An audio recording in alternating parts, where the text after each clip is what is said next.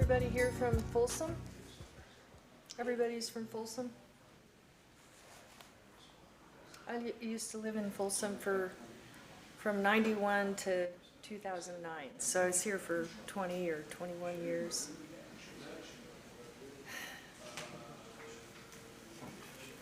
And I miss it.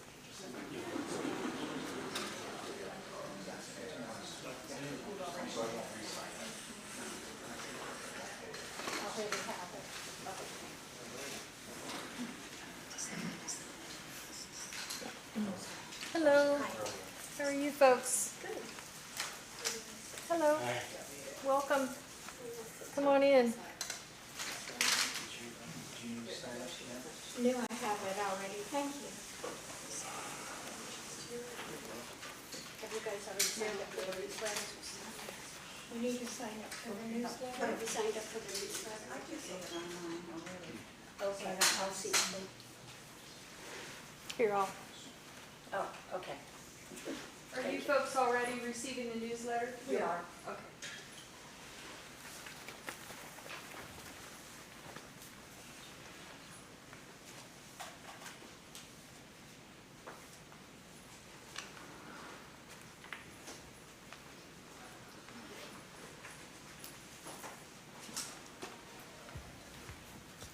Okay, I think we're there. I waited till the magic hour to start. So I want to just take this time to welcome everyone and thank all of you for coming to our community meeting. I am really excited tonight because we have Council Member Ernie Sheldon with us, who will be also partnering with me and sharing the meeting. So I'm going to give a brief update on the county. I'll try and make it just kind of give you an idea of what's going on at the county right now. And then Ernie will come up and give an update on the city. And then we will both come up and you can shoot questions at us and we'll try to answer. And so before we begin, I'd like to invite everyone to please rise for the Pledge of Allegiance. The flag is over here. I pledge allegiance to the flag of the United States of America and to the republic for which it stands, one nation, under God, indivisible, with liberty and justice for all. Thank you. So before we start, I want to point out Lori Eastwood, who is our library director and is kind enough to let us use this room. Thank you, Lori.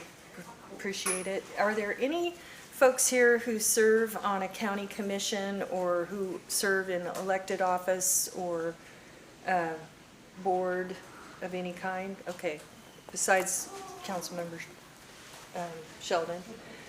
Okay, so, Sarah, stand up and tell everyone a little bit about it. Hi, I'm Dan Winkleman. I'm Folsom resident, and I'm on the board of Save the American River Association. Our organization was established back in '61 by Effie Yaw and a group of people who are interested in converting the American River inside the levees to a gigantic parkway, and that's what we have today. And I really enjoy your newsletter. It's very informative. Yeah. So thank you for that. Huge information, isn't it? Yes. Thank you. And I also want to acknowledge my Chief of Staff, Matt Hedges. If you call my office, there's four people who work out of my office now. And they're the ones that really do a lot of the customer service, and if there's an issue, they hunt it down and try and figure out how to fix your problem. So if you live in the city of Folsom and you have challenges, generally you'll call the city of Folsom, but we're kind of like the city council for the unincorporated area. So Matt is also way more than that, but you know, way more. He's like really smart, and I'm glad. So So this evening, I thought I would just share a little bit about our budget process. We did finish our budget at the county over the past couple months. You know, as you know, our budget comes up in June, and we pass the budget, but then there's a true-up that happens around September, and we have to have a final budget done by early October. And this year, our budget process was a little, I don't know whether to say it was easier. It was easier because there was no extra money to fight over how we were going to use it. And so we had our challenges with this year's budget. And the big challenge that we had was we had a lot of added revenues, 104 million extra revenues coming in.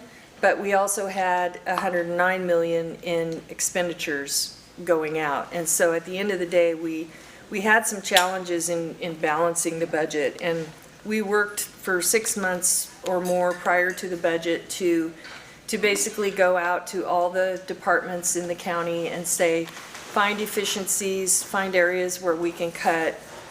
We've got to figure out how to balance it. So this year, the challenge we had, this year we were able to eliminate $43 million worth of positions that had not been filled. We were able to find areas where we could save money in each department. And at the end of the day, we were able to meet our budget by doing that. But next year, we won't have that flexibility or benefit because we've already eliminated those positions. So next year we have another couple years of challenges coming. The reason we have this challenge is that there were some lawsuits over the last couple decades. There have been some things brewing and some lawsuits over the past several years that kind of culminated all at once. And so those lawsuits were each around $100 million. One with UC Davis Medical Center during the economic downturn. There were issues, and they won that lawsuit. We had another one with a mining business in the South County, which was around which is still pending. But if we lose that lawsuit, it could be around 109, including legal fees. And we've already had to post a bond for $53 million in anticipation of our appeal not actually being held. So, and then there was another lawsuit that we had, and my mind just went blank around that. What was the third lawsuit? Oh, the jails. How could I go blank about that? That's the main one.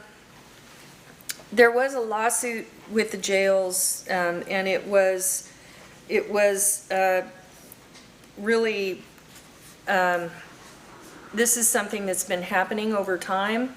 It's the same people that sued the the state prison system, and the big reason why we had all that, all the policy changes over the last decade or so with public safety, AB 109 that released people early from the prison system, and Prop 47 and 57 that redefined crime. It made some felonies, brought them down to misdemeanors. It basically, what it was all around was trying to figure out how the state was going to be able to afford the laws that had passed over the past decade or two at the state level, and they were being sued to say you need to do a better job at providing better treatment to inmates, and you need to fix your prison facilities so they're ADA compliant, and you need to provide medical and dental and mental health, and you need to provide more out-of-cell time. These are some of the issues that we actually settled upon. There was a consent decree that happened in this past year, and we have around 6 years that is to make all this happen and fix the problems that we have promised we would fix. And so, with that being said, for those of you who've heard me talk before, you know that once we tried to upgrade our jail, which was built in, I think, the mid-80s, it's going to, we'll lose about a third of the capacity of our jail if we try to bring it to ADA compliance. Like, there's some cells that the door isn't wide enough to make it wheelchair accessible. You have to knock out a wall, and it's a cement tower. And so we've been going through all these studies trying to figure out, can we have roll-up doors? How are we gonna do this? And at the end of the day, we're ending up building an extra tower next to the downtown jail, which is conveniently located close to the courts for people who are awaiting trial. And that will just be a 3-story tower that will provide a more intense screening process to make sure we get people who maybe are on mentally challenged or suicidal, that we make sure we get them in the right place, in a more serene, with the care that they need in that added facility. So we'll have medical and mental health and screening in that added tower, but it won't really add capacity to our jails. It's more like we're just figuring out how we're gonna manage the improved care. The big challenge that we have with our jails is the requirements around a certain number of hours out of cell and the requirements for added personnel in the jails. We anticipate that the capital improvement cost around updating our jail is going to be around $100 million, and the added cost for personnel to make the out of cell time and all the medical and mental health is going to be around $50 million a year. That's the challenge that we have right now, is that annual increase that we're going to have to figure out. And my big hope is that we can somehow figure that out without losing boots on the ground police in our unincorporated areas. Now, in Folsom here, you have a wonderful police department. You're very lucky. And you have a wonderful fire department. And your fire chief was in our meeting last week, and he gave us an update and told us a little bit about some of their activities. And one of the things they're working on, and Ernie might be talking more about this, I won't say a whole lot, except that an escape route in the event of a fire. And so I won't say any more about that, except to say that I think they're extraordinary. Your public safety and first responder personnel are extraordinary. I wanted to let you know that there are areas in our budget that did get increases. We had increased funding for our sheriff, $5.5 million for half year of funding for 63 positions for psychiatric. So that's us beginning to get on board with doing a better job with our inmates. We had added more drug and alcohol services. We actually are restructuring our homeless initiatives. I don't know if you remember, but we had some initiatives that we had approved over the past couple years, and we're restructuring that whole thing to try to figure out how we can spend the Mental Health Services Act money faster and get it to work and actually get it on the ground. And so this year, we're going to try and reach into about $100 million in reserve Mental Health Services Act money that we're going to be coming out with an RFP of some kind that will perhaps ask small nonprofits all throughout the county to apply for these one-time, maybe 1 or 2 years of funding for programs that they can do that will help this homeless situation. So the county is doing everything we can to learn from things that aren't working as well as they could and figure out how to maximize the money that we're getting from the state. We've learned more from the state recently about what we can do with those funds, and also the state has new guidelines that are always constantly changing, and one of the things they've said is, we want to see you have regional plans, we want to see stuff, regional collaboration. And so the county is also working with the city of Sacramento. One of the programs that we do have is our winter shelter through the county, whereby we bus people mostly from the River District downtown into churches in the outlying areas for winter shelter for 8 weeks or whatever, 10 weeks. And what's ended up happening is all those the faith community approached the county and basically said, this isn't sustainable. Everyone's getting really tired. You know, having 100 people dropped at our church it's a big deal.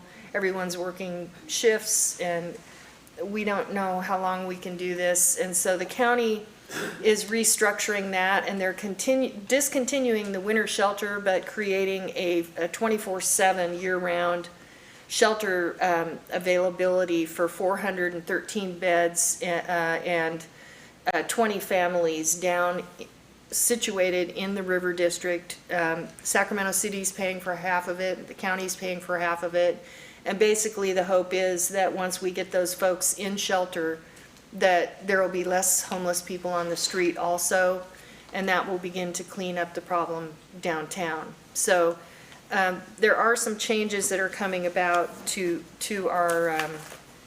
that. And then lastly, because I'm almost out of time, I did want to share with you that the county did join in. For those of you that get my newsletter, you probably knew that there was the Martin versus Boise, Idaho lawsuit whereby the Ninth Circuit Court came down with a ruling in September 2018 that said that the city's ordinances to regulate anti-camping ordinances and disorderly conduct was a violation of the Eighth Amendment to the United States Constitution, and it is cruel, which prohibits, which is cruel and unusual punishment.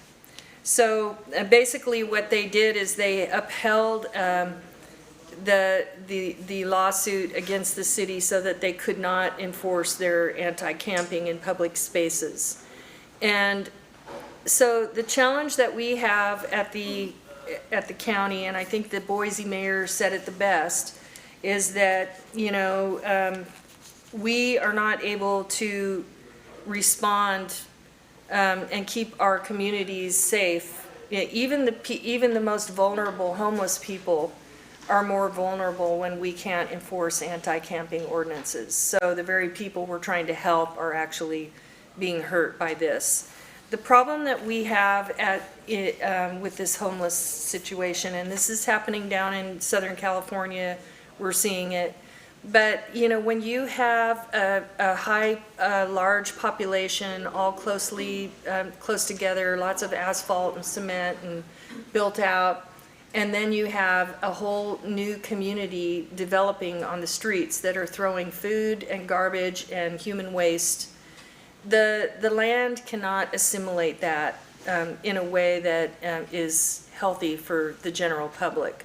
If this was happening out in the rural areas, it could maybe be assimilated and it wouldn't be that big of a deal. But in the city where you have the most highly concentrated amount of homeless people, what we have is we have typhoid fever and hepatitis C and influenza and sexually transmitted diseases. And we have all kinds of things, public health issues that are beginning to emerge down in Southern California. We definitely have to think about that.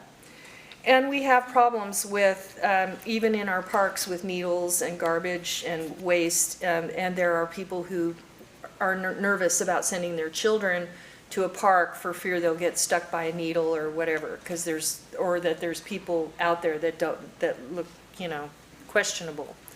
So I think public space is supposed to be for the public. And the public is not just homeless people, it's everyone. And so when someone is using public space in a way that limits other people, then at some point we have to begin to think about the citizens, and someone needs to advocate for the citizens who are paying for the public space. So right now, the county has, we voted a couple months ago, actually I think it was in August, that we would join in supporting the city of Boise's appeal to the United States Supreme Court by submitting an amicus brief. And we actually, I think there were around, it just came across, I haven't read the entire amicus brief yet, but I think there were like 30 cities and counties that joined in with that amicus brief that was prepared as part of that case, and this will go to the Supreme Court. Cruel and unusual punishment can go two ways. Is at the end of the day, that was, I think, the point that I wanted to leave with everyone. And I do have compassion for the homeless, and I also have compassion for the citizens who are paying for the problem. And then in closing, I wanted to just share real quickly that last year with our Sacramento Area Council of Governments, SACOG, we had a Youth Leadership Academy. And there's a flyer over here if you have children who are in high school who might want to be a part of this. This is an opportunity, this is a resume building opportunity for young people who maybe want to go to college or be leaders someday. They'll learn things about the civic engagement. They took a trip to our airport. They have different opportunities through a series of things that they do through this program, and it's really wonderful. And so if they're interested, this is something we offer through SACOG. I hope they'll apply. And I think there's a timeline on that, and I think applications are due by September 30, this says. So if they're interested, they need to jump on it. Also, we're having coffee with a cop. I'm supporting the 2 candidates for honorary mayor in Orangevale. And this next week, Sheriff Jones is coming out for a rare appearance at Badfish Coffee in Orangevale. And we're also going to have the K-9 unit, the state rangers are going to be there. CHP will be there. There will be all kinds of people there, but it's also a fundraiser for those candidates and their favorite charities of choice. And Badfish Coffee has been kind enough to sponsor it, and so all the funds that get people buy coffee, I guess they're going to be donating that to both of them, split down the middle. So at this time, I would like to invite our former mayor, probably more than one, vice mayor, okay, former vice mayor Ernie Sheldon, and current council member who's been on the city council, I know, for years and done so many, 11 years, okay, and done so many wonderful things for economic development in the city of Folsom. And thank you, Ernie, for coming.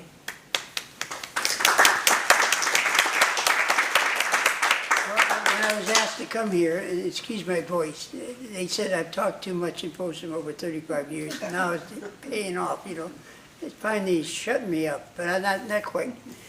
I thought I didn't prepare nothing because I came here to support Sue in case she gets in trouble, because I normally get in trouble, okay? But I'll give you a little rundown of what we're doing in the city, okay? And some of it's by opinion. I do have an opinion. I've had it for 35 years in town. But it's based on hard knocks, and I'm a grunt. 33 years in the Air Force, I learned to take orders and give orders, okay? So I'm not an elitist. And I want people to show me what we're going to do and try to do it, you know? And I believe we can do almost anything. Now, I've changed my mind a little bit because of the homeless she described. I'm not sure anybody can do that. But we have to try, okay? Okay, the good points about this city is everybody in here, okay? This city is good because of the people that live in this city. Okay, the leadership is fine. We've been pretty stable. Sometimes people say we've been around too long in certain jobs, and that probably has some merit to that. But the real foundation of Folsom is the people that were here when we started to build in 1985, and the people that are coming and coming. Now, do we have problems? Well, I hear them all the time. People are driving too fast, okay, traffic problems. People are killing themselves. Yeah, 11 fatalities this year alone, 11 fatalities. I've never seen that in Folsom in my 35 years that I've been here. But if you look at them, it's speed. In most cases, it's speed. People won't slow down. Now, I saw on Facebook the other day when we had a 20-year-old girl, a Antelope, wasn't a Folsom girl, 2 o'clock in the morning, speeding down Oak Avenue, going toward Bidwell, hit something and she died in flames. We couldn't get her out. The fire department couldn't get her out. The police department couldn't get her out. I remember just think how that affects those officers and those people to see that they could not get her out. She was pinned and there was nowhere to get her out. And she passed away, 20 years old. They estimate she was doing 100 miles an hour going down. Oh. Now, why was she here from Antelope? Why was she speeding 100 miles? We don't know. Okay?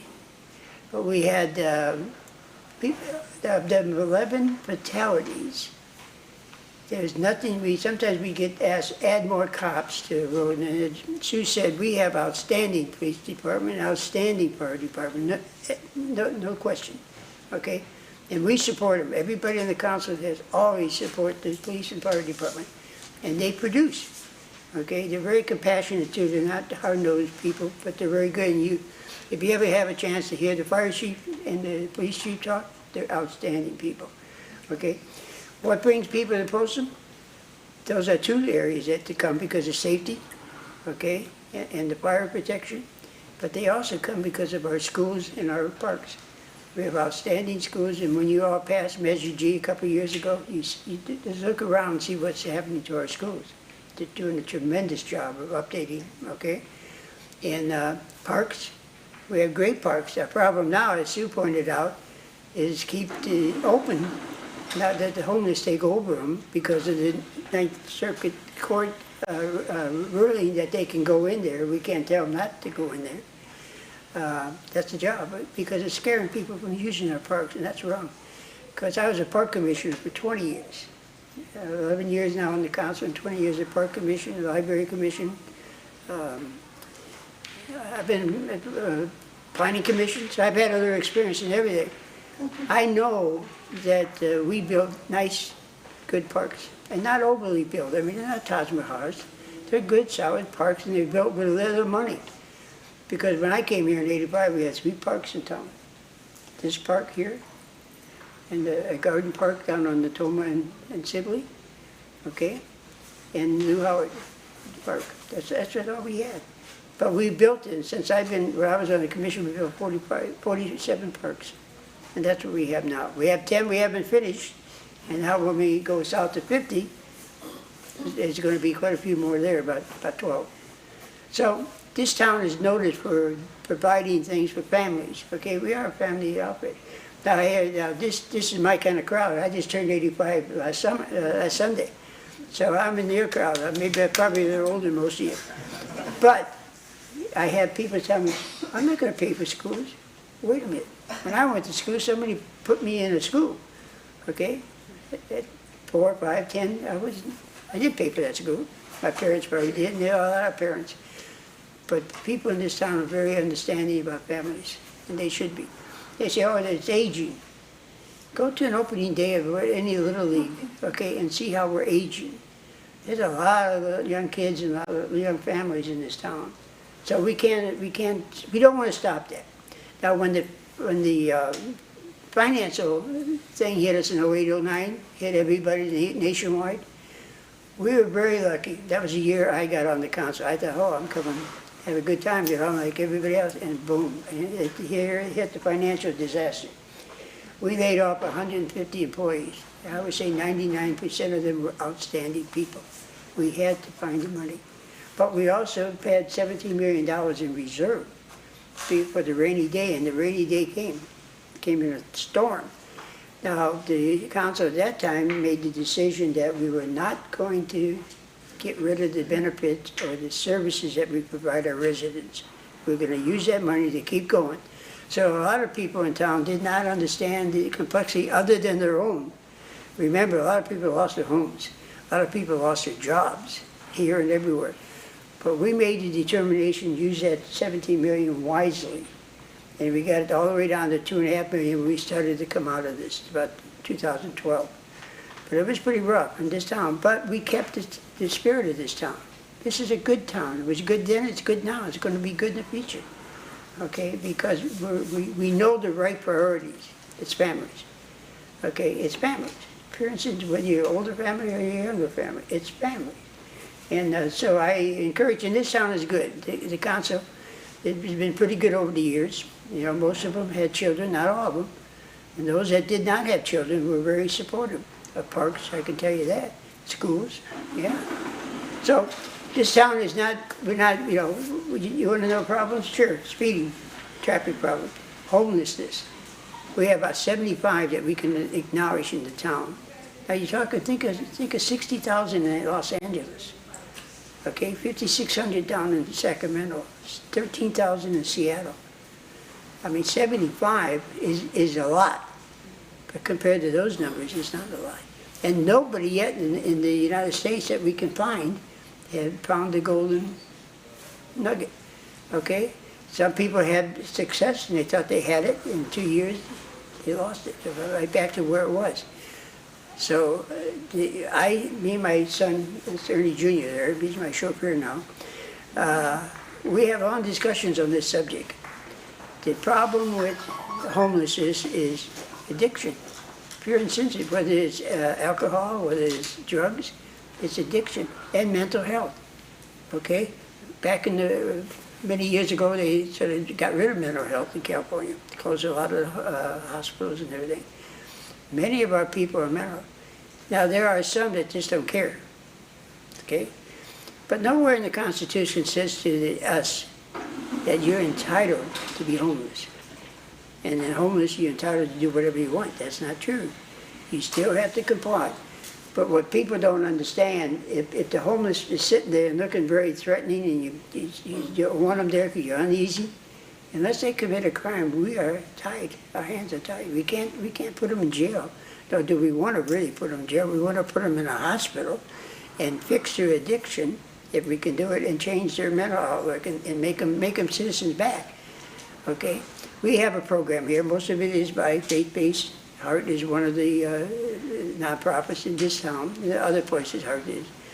But what are we talking? They have 6 volunteer navigators. That means you can only work on 6 people at a time. Now, we have 75, I think. How about the people have thousands? How many people do you need, resources? How much money is going into this program? So we haven't given up, but that's a problem we have. Now, this year our budget was good. We've been meeting, we said we're not going to go deficit spending, okay? We got to live with what we got, okay? And this year we had to not hire new hires in the city, but we did replace losses, and we did replace vacancies. So we're pretty much a full staff city now. And remember, we're one of the few cities around that we have our own fire and our own police. Everything, we have our own. We're a unit. You know, we're not. Some places have contracts out for police and fire. We don't. Everything here is most of the people that makes up the services that support you, most of them live here right in town. They're a resident also. They're taking care of their own home. Okay. Now Sue talked about the evacuation. How can we get out of here? What brought that on was Paradise. Okay, Paradise brought it to us as clear as a bell. You can't assume you know how you're going to get out of here. And we have a very sharp fire chief now, one of the best we've ever had. And he is going to find out ways and educate the population how to get out of Folsom if we have to get out. Because we lost a lot of people up at Paradise because they just couldn't get out on one road. So he's working on that now, and he's the kind of guy that will get it done. Okay, and we'll get out to you. Now, there's another controversy going on, as everybody. We're going to have to look at rate increases on utilities and water, okay? Nobody likes utility. When I came on the council, I went around to every director, and I said, if you live on your budget from rates, you charge rates, water, utilities, waste, you're going to have to convince me to get through a vote on the council that you really need it. It's not wish list. It's actually something that contributes to the benefit of this town. If you can't, I will not support you. There's only been one rate increase in 11 years that I sat on the council. That was a $2 one, but we did rate on the water when we got the meters in. We had to go to tiers so we could pay, charge according to how much you used before we had flat rates. But we did tack on at that time a $2 water increase. That's the only one we did. Now, was that good? Yeah, for all of us for 11 years, it was darn good. Now we have to pay the piper because we don't want to go back and let things fall apart. And I believe if we explain it to the people in the town, they'll understand it because it will affect them. But it's just typical. Nobody likes to raise it. If you're all on fixed income like I am, it gets a little hairy. You know, it gets a little hairy to do it. So we have traffic problems, we have homeless problems, we don't really have money problems because we have $17 million right now in our rainy day because we figure it will come again. Statistically, and history tells you, you got it once, don't be smart because you're going to get it again. And we are being smart, we're keeping that money. But we're not putting it in a rainy day fund and not providing services to the people here, okay? That's just not our attitude on the council. We have 2 new people on the council this time, 1 returnee and then 2 of us are from 2012. But, not 12, 16. But we respect the people. But I have a model that I say, it goes back to 1985 and 90 and 95. You used to go to a meeting like this and you'd have max capacity. Because everybody wanted their, Facebook wasn't around. Okay, the internet wasn't around to such a degree. Okay, and you couldn't sit at home and tell the city council what to do. And I said, okay, if you want to get your word done and you want to make an impact, it's 3 words. Show up, stand up, and speak up. That's what we did back in the 80s and the 90s and 2000s. And that's how the city got done. People, residents, people that want to do, you can't email us, you can't post that for the accident of that 20-year-old that killed herself. If we would have had bumps, speed bumps on Bidwell, can you imagine an arterial road that they're trying to go down that road on speed bumps? It just isn't reasonable. But somebody felt that that was a good thing to put on Facebook, and we got all kinds of reaction about, yeah, we should do that. It's not. You know, it doesn't work, okay? We just got to enforce it now. Red lights, nobody wants a red light system because normally they're controlled by companies that are there to make money. Okay, and we're not there. We don't want to make money. The cities don't get much out of red light money. Okay, the companies that own the red lights and set it up and do it, they get the money. The only time you want to put a red light is if you provide more safety to the residents that you're trying to protect. If you don't want to do that. But we may have to face that time one of these times. The main thing is, you know, we can't put cops. Everybody said more cops would have stopped 11 fatalities. Not at 2 o'clock in the morning, somebody driving 100, unlicensed, by the way. She didn't have a license to drive besides. 4 young people driving home, probably a night out, taking a boyfriend up to the hill country, went too fast and ran into the sign right down there by the college. The boyfriend got killed, and the girl's now up in manslaughter. Okay, DUI manslaughter. That kind of stuff is, we just have to keep working to try to educate people to slow down. Okay, slow down. And you don't want cops giving license and tickets, but we do have told our police officers, you got to enforce speed more. You can't be too liberal. And I think we have over the last 20 years. I think we've been much too liberal on law. And if you drive, I drive every day in this town, and I see at least 2 or 3 red light runners. I mean, just me. So if I'm seeing that many on Bidwell and in Natoma, and that, there's a lot of that going on. But, you know, we have to keep at it. We got to keep trying. The city wants to try. Now we are making some improvements technologically on the ways to monitor intersections and speed up and slow down, things like that. But we can't do it all in one day.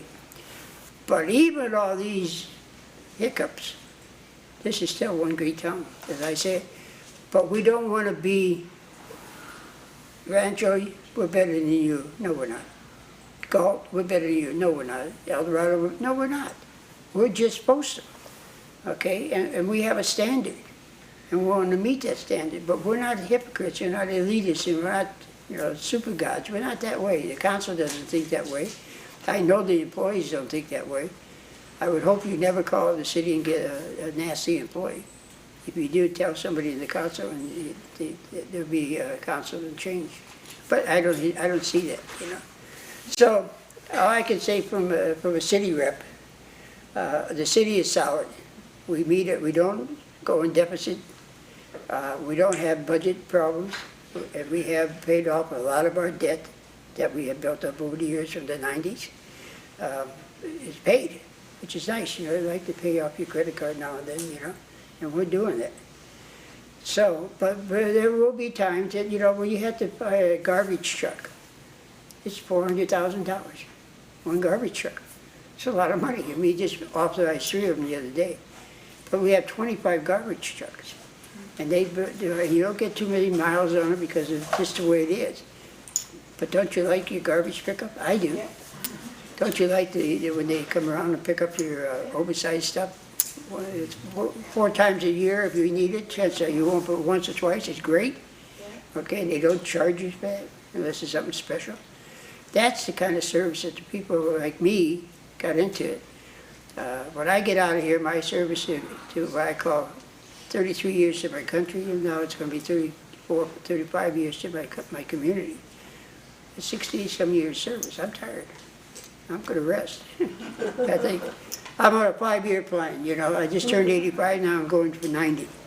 Okay, so just like the city, we have a 5-year plan. Everything we do is in 5-year increments. So I got my own. So I got 14 months to go, and I plan on serving them. I got a couple of challenges that came up. You go in for one thing and they surprise you with something else. I think we've all been through that probably at one time or another. And so I'm going to fix it. I said, it's in my way. I won't make my 5-year plan, so you got to get rid of this. Now, to you, I've got a question.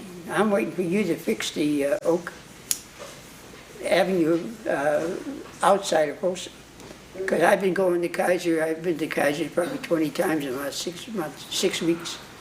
And I'm bouncing on that Oak Avenue all the way over there. Oh. So you owe me one. You need to fix that. Is Oak that. Avenue on the list, Matt? Yeah. When is it coming? Next year. Okay. I hope I'm around because I'm tired of bouncing that road. But no, Sorry. I think we have a good town, and we have a good town because we have good politicians, but we have excellent people, and that's what makes it town. It's not. And we have provided. We don't have gangs in this town. Why? I've been part of the Folsom Athletic Association. I'm the executive director. We have 20 youth groups in us. 20, all the youth sports that you can think of, all you kids. That's why we have it, because we provide role models to a lot of kids that made it. People, they forget that we have a prison, and we have prison families that live in our town. The dad's up in the big house, and the families are here. We take care of those kids. We try to treat them. Powerhouse Ministry does a tremendous job in that area. Okay, dealing with the children. So, we have our challenges too, but we have to do that. That's very important. Now, one thing I do want to end my discussion on, maybe I can clarify, maybe you got the right idea. A lot of people don't. Affordable housing is not homeless housing. Affordable housing is when we were 20, 25, 30, trying to make a few bucks to get up in the world, and we couldn't buy a house. It's low rent and it's low housing. We're trying, and we haven't done as good as we need to do. It doesn't meet our standards in this town about affordable housing. But don't mix it up with homeless housing. It's not. It's just young people. It's our young cops. It's our young firemen. It's our young teachers. Those are the people who are looking to want to stay in their town where they're working and serving, and they just need the money. And they need something to bring it down. And we put the heat on the developers now. Since I've been here, we've been pretty darn hard on doing it, but we need to get a little harder. We have some corrections to make in that area. And one more thing, to keep I talk too much, I know it. South of 50, they are taking care of themselves. We have all you using our money north of 50, south of 50. Okay, someday in a few years, we won't have a south and a north, and I live on the other side of Folsom. Okay, we'll just have Folsom, okay? But I can tell you right now, when we did the financial plan and all the planning for south of 50, they are paying their way.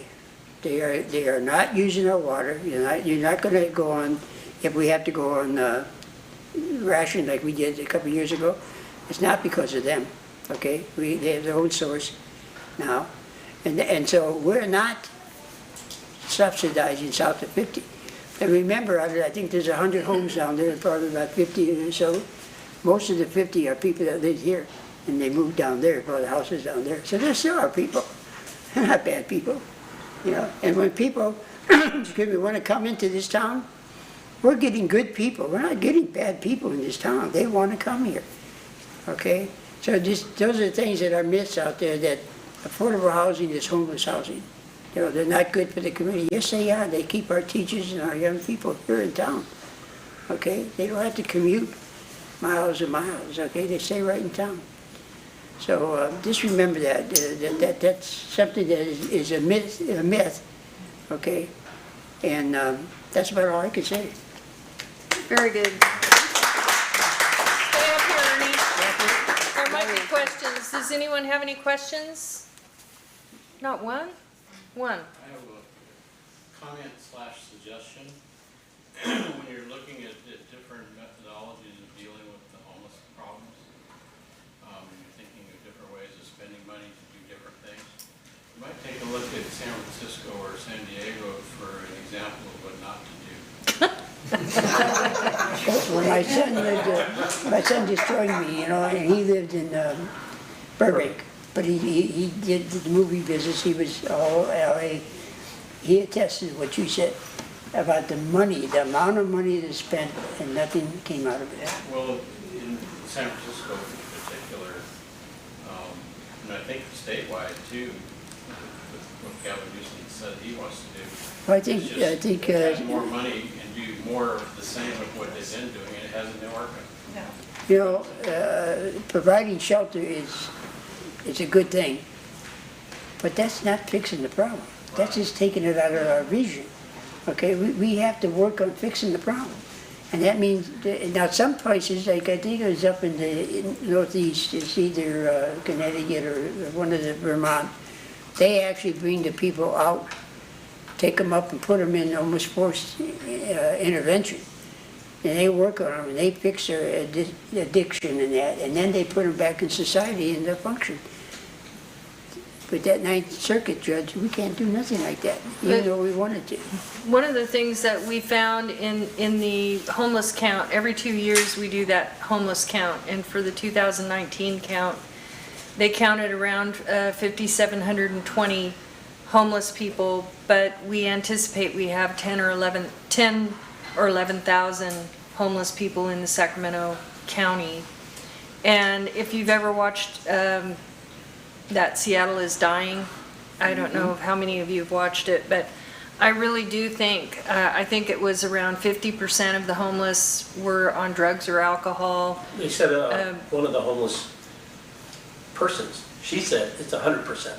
In Seattle? In Seattle. Yeah, in our homeless count, they estimate there were around 50% on drugs or alcohol, 22% admitted a mental illness of some kind, although that's asking them if they're on drugs, and it's asking them if they have mental issues. But still, I really think the big part of this problem is drugs. We do have a crisis at our borders with drugs coming across, and the drug, it's killing people. And once they get on it, it's hard for them to come in from homelessness. It's a lot of our homeless people at the county level, they come in and out and in and out and in several times before they actually cross over. And we're trying to wrap around, you know, DA clearing warrants, services, addiction services, giving them shelter, you know, everything we can think of, help them with job training, we're doing all these things, but they have to choose to want that too, and not all of them want that. Yes, Can we eliminate the needle exchange? At least in Folsom, and then that way they wouldn't be as attracted here? I'm And not, it also helps stop the cycle. yeah, I'm not aware, this may be my ignorance, I'm not aware that we actually give them an exchange here, but the needle problem in town is here. We find them in the parks. That's scary because the kids might just pick it up to throw it in the trash can, and that's dangerous. Well, my understanding is there are charities who do it, there are also governments who do it throughout the state. Couldn't we have an ordinance here to ban it in Folsom? That's a good question, I think we should. we do have a needle exchange program at the county level. It was before I came. The park district board members have actually recently come to me and asked me, Sue, can you get rid of the needle exchange? It's ruining our parks. Yeah. And so, I personally, really question, if the needle exchange program is counterintuitive. In other words, are we encouraging something that we're trying to eliminate? And a lot of people kind of hang their hat on the argument of this is a public health issue and we don't want them to use each other's needles. But if you've ever kind of walked along the parkway or seen, where drug people hang out and the mess they leave, I don't think they really know what they're doing. I don't think they're that conscious that they are going to say, I'm going to walk in and exchange this needle so I can get a clean one. They might, do you hear what I'm saying? I'm not sure personally. They also sabotage with them. I mean, there used to be McDonald's play systems, and those are gone because the homeless used to dump their needles in them. There's the parks that everybody's afraid of. Yeah, And that's, it's not like they're taking them to the trash can and disposing of them. it wouldn't They're surprise me. sabotaging with them. It wouldn't surprise me if that program came before my board to be expanded with the growing problem, because the challenge we're having at the county, I don't know, Folsom has a handle on their homeless situation. They have an amazing heart, which I supported last year with we supported with a TOT grant that they earned. But at the county level, mostly downtown, the problem is growing faster than we can fix it. I think Matt has a comment also. Yeah, I don't know why, but like 2 weeks ago I did a bunch of research on needle exchange programs, and it turns out there's a state law that says that any drugstore, the state can go in and say, you must have a needle exchange program, and local governments can't stop that from happening. And it's not talked about. The county has like 2 or 3 of them that the state's come in and said that we have to have them there. They use some state data to find like hotspots. I don't know exactly where they find them, but it's not something that the county can stop. But just to give you a little info on it, Well, there's only, maybe I think there's 2 or 3 of them. store, But then still, that doesn't still prevent from NGOs or charities from, we could at least still prevent that. That's true. All they are is dictating to a particular store. That's true. Yeah, we just can't stop them going in pharmacies. You're saying the state, who is the governor, or who's bringing this down? It's state State law. legislature. State law. State, oh, I see. And signed by the governor. All right, But not this Yes. governor. It was an old law. an old one, okay. Yes. So I wrote to you about a month or 2 ago about AB 516. Oh, yeah. And Is that the RV parking in your, front of your house longer than 5 days? In terms of exporting San Francisco to Folsom or Sacramento, and the town fathers do an ordinance, because evidently they can park in front of your house for 72 hours. It did not pass, It did or not. it got killed in the legislature.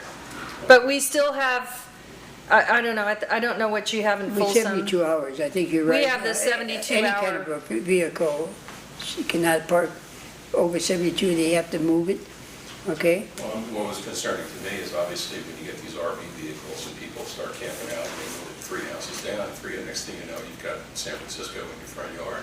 Right, and, And yeah. is this something that the town ordinance can put up and say, 72 hours seems like for an RV, Yeah. when you've got all that goes with that. You know, a lot of good people, my neighbors have an RV and all that, but it just seems that you're inviting trouble. See, I think The Sacramento unincorporated county settled on a lawsuit whereby 12 homeless people brought a case against, with, I guess, a local attorney, Marin is his name. Yep, yep. And we settled on that case, and each of those homeless people got $2,000, plus we agreed that we would have, we would not be able to move their belongings unless we posted a notice and gave them 72-hour notice. And if we go back after that notice and they're not there, we have to store their, we have to catalog and store all their belongings for 90 days so that they can come pick them up.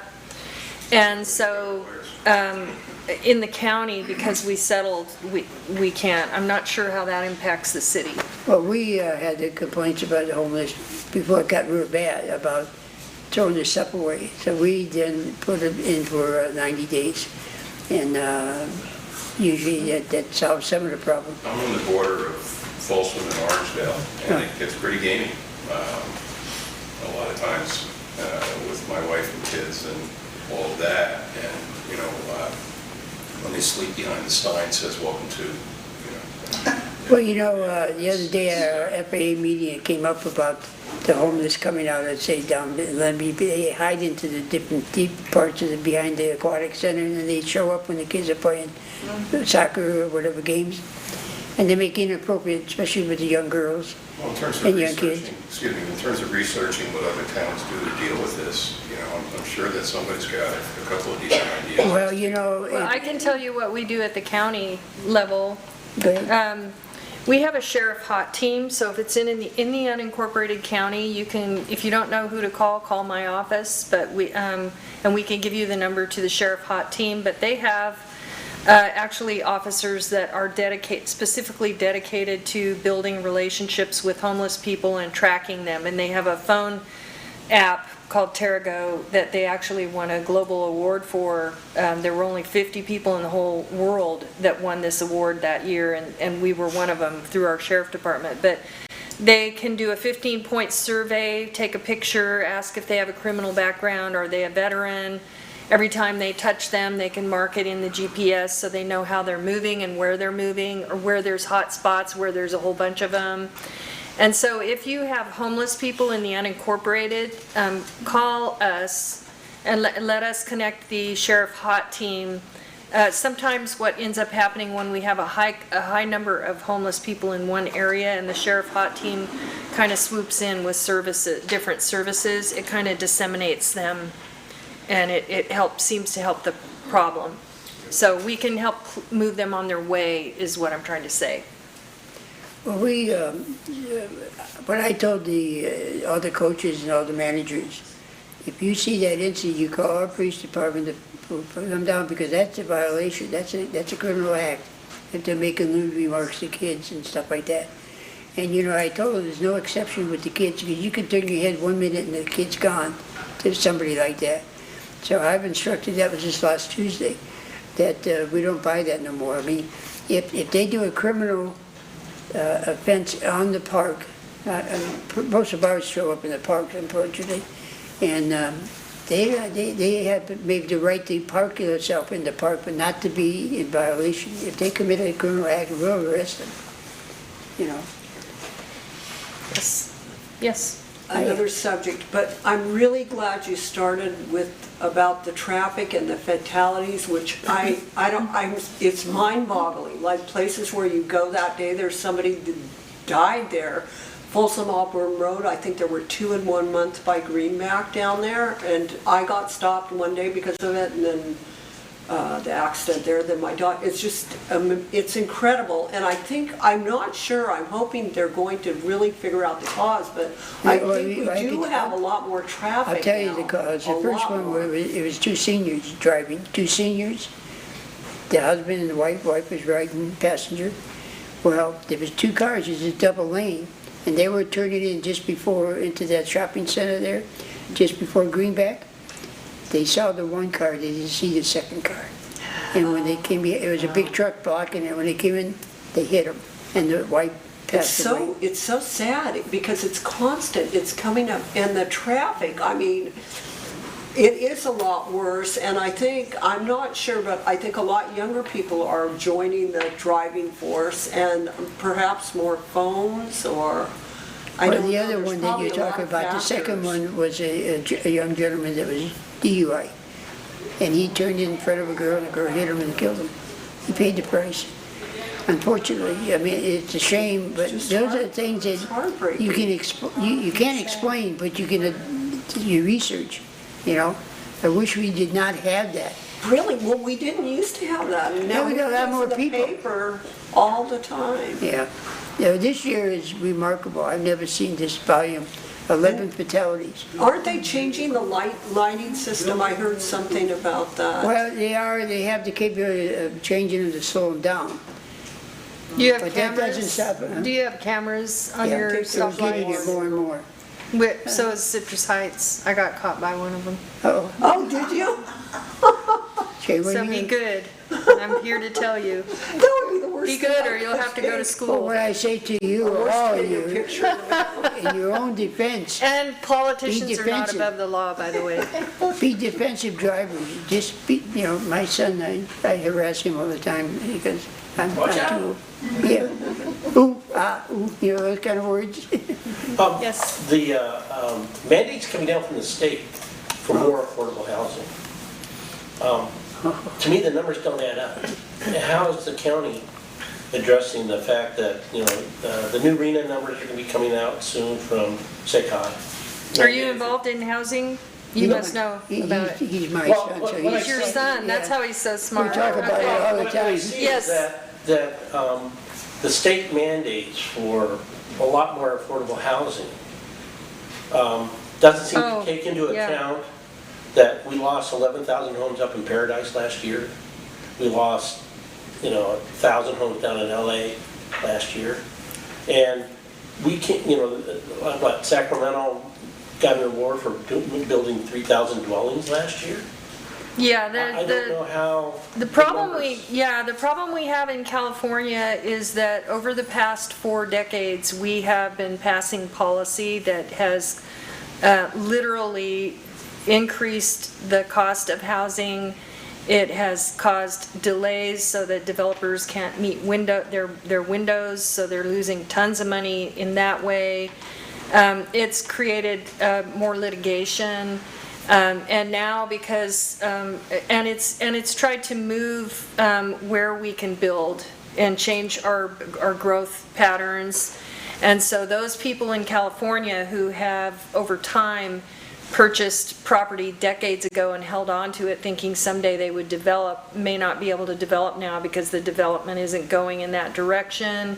There's all kinds of things that the policy is doing that's causing the cost of housing to go up. And as the cost of housing goes up, now what they're saying at the state level is they're basically reaching down and saying, we think local governments should increase their regional housing needs, change their zoning, which when they hand down the numbers, and we figured this year that our regional housing needs assessment was going to be increased by 87% more for affordable housing. It ended up being more like 47.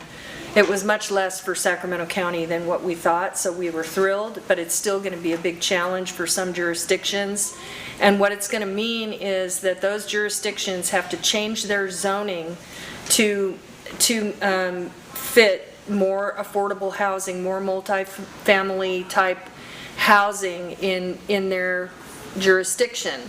But what the state policy, and the state legislators and the governor don't really realize is that we do not build houses. We can change the zoning all we want, but if it doesn't pencil out and developers can't figure out how to make that affordable housing work, it's not going to happen. So we can change the zoning, but that doesn't mean it's going to happen. And what's happening now is that affordable houses cost $400,000 to build an affordable housing unit, and then you can't build a unit and then sell it for 200,000 less. I mean, it just doesn't, it's not working. And so we'll still be going down, we're still going down this road of, we have created a problem with the policy that we have passed over decades. Now we're trying to subsidize, we're trying to reach down and make local governments change their policy and say, government needs to subsidize housing. So we made housing more expensive so government can subsidize it. And who is government? It's your money. It's taxpayer dollars. It's taxpayer dollars that are gonna subsidize it, but. Is there pushback from the supervisors to try to tell the state legislatures to stop doing this? It's the state law, so we can't really push back. We have to go by the law, and we have to, right now, we're working on, how we're gonna make those adjustments and how we're gonna meet those regional housing needs assessment. Actually, that just went out for public comment from SACOG. I serve on SACOG. So the regional housing needs assessment, it just went out, so it'll be out for public, people can respond to it and have public comment. We'll be voting on that early next year. And I'm gonna take one more question and then we'll conclude out of respect for you guys' time. I'll be here as long as you need me to be. Thank you. Did I answer your question? Yeah. So, continuing on affordable housing, in Folsom specifically, one of the reasons it is so expensive to build a house is because of the policies that Sheldon talked about earlier, that south of 50 is paying for itself. And if you're paying for itself, that's really high development impact fees for schools and parks, and that's great. I appreciate that they're paying for themselves, but that's why it's expensive. It's the policies that we have in Folsom, and that Folsom allows people, developers, to pay cash in lieu of actually building houses. That's a mistake. There's $8 million sitting there because we let developers say, like, I don't want to build it, I'm just going to pay the fee instead. And you know how that happened when we were in the crisis, the financial, and almost construction and housing stopped almost everywhere. We were still doing pretty much, Elliott Homes is still doing quite a bit. They came to the council at that time and said, we can never build a home unless we get that affordable housing changed from a percentage of it to a dollar figure. So what they came up with, and I've been arguing for a year now to change that in the council, because, for example, they pay 1% in lieu fee of, rather than build a house or build an apartment, they pay 1% of the lowest house within the area. Well, if it builds 400,000, what do you get? 1% of 400,000, not a lot for building another house somewhere else. Okay, and you're right. It's overdue, probably by 2 years at least. We did that because the developers wanted to keep doing something, so we try to get them to keep building. They're past that. The developers are doing quite well, and they're making money. Don't fool anybody, okay? Those prices in the south area, they want $800,000 homes. That's what they want, okay? And that's what they're going to get because they're selling them. But the problem with the state, they don't realize that maybe we can do the job and they can't. And all they're interested in more people into California. Everybody comes into California as a taxpayer. And where do the taxes go? Most of it goes up to the state, right? So their portion, well, I'll give you one example that I'm really irate with, and I have to pay, and she knows what I'm going to be talking about. Granny frauds. By the nature of the word granny, it was an idea 15 years ago to build a granny flat behind your house so that your grandma can live, or your dad or somebody could come with you, right? That was the purpose. What are we doing today with what the state has forced us to do, okay? The granny flats, if you have let's take Old Town, which I'm really mad about. Old Town's going to disappear. It's going to disappear as far as the historical Old Town, because they're going to put, they have no restriction now, a real restriction to make it look like the house is there. So they're putting brand new homes in Old Town, 3-car garages, 1,250 square feet, and that's going in front of a historic house. How long do you think that house is going to last in the future? That house will be disappearing. Now you got a brand new area and the Old Town's gone, okay? And that's a shame, because that wasn't what Granny Flats was designed. And this town, unfortunately, that's something we have to fix. I don't think we count our granny flats as affordable housing. That hurts us in the numbers, okay? Because it takes a lot of time to keep track of them and how are they changing money. The Old Town, the affordable housing in the granny flats, many of them are earning $2,100 a month for a granny flat. Now, come on, you can almost get a house almost for that money. So we're not perfect, I can tell you, and I worry about just what you're talking about all the time. I'm gonna have to wait for 14 months, but I'll still be around worrying about it, I hope. But yeah, we have some blemishes, we're not perfect. Well, I want to thank Councilmember Sheldon for being with us tonight, and thank all of you. Thank you very much, And Ernie. my numbers are in the book. Thank you all for My cell coming. phone and my home phone. Yep, and we'll be here as long as you need us afterwards if you still have questions. Thank you all for coming. Yeah, thank you. I still haven't gone to the hairdresser, but I'm going. Oh, Tell I gotcha. do.